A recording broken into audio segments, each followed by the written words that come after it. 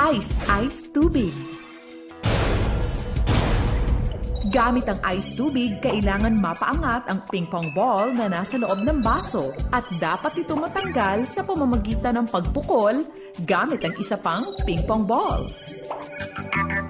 Ang huling makakagawa ng challenge ang ma-eliminate. Si Nay Rosalina kasi, kung inyong natatandaan, kadalasan pag sumasakay siya ng mga tricycle, doble ang singil sa kanya. Pero balik na rin naman natin. Kunwari naman po, nakasakay kayo kay Tatay Edward, ngayon naman, ayaw ka pabayarin dahil siya ay sexy sa hubog ng iyong katawan. Pero ikaw, siyempre, gusto mo magbayad.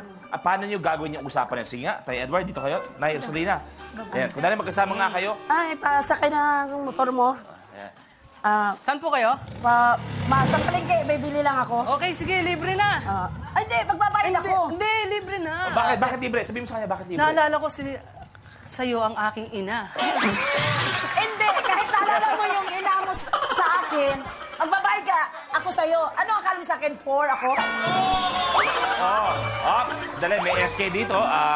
Asan na po bang problema? Ayaw magbabayad. Ganun po ba? So, tawagin po natin si Cap. Cap! Ayan. Bakit kay Kap? Ayan, si Cap. Ayan ako si Cap. Si Cap. Ay, Si Kap ba yan? Cap! Cap! Oh! Cap, magandang hapon po. Cap, sorry, nagkakaproblema lang kasi dito. Pakiayos po yung problema, Cap. Kayo po ba talaga si Kap? Nai-istorbo ko sa ginagawa ko sa likod eh. Ano ba problema rito? Gusto ko magbayad sa motor niya, ay magpabayad. Ano akala sa akin? 4 ako? Alam mo, Salinda, hindi ka poor. 10 ka, 10. 10 ka. Saka sandali, tinatanong mo kung ako talaga si Kap. Kayo po ba talaga si Ako Kap? talaga si Kap. O, tanggalin ko to, Kap. Papangit, di ba? Cap, maraming salamat, Cap. Thank you very much. Rosalina, thank you. Pinaparelax lang namin kayo dahil eto na, matindi tong laban na to. Eto na, eto yung pinaghirapan nyo, okay? Kaya good luck sa inyong dalawa.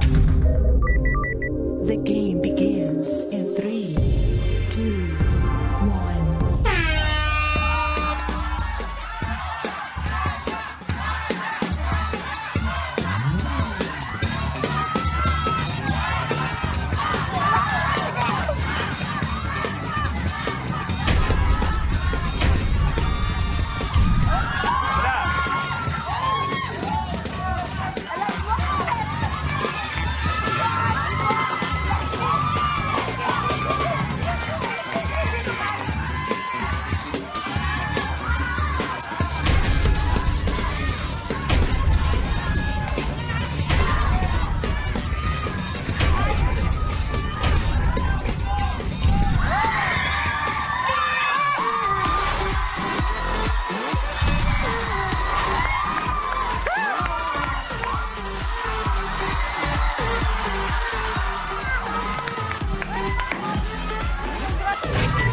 Your games are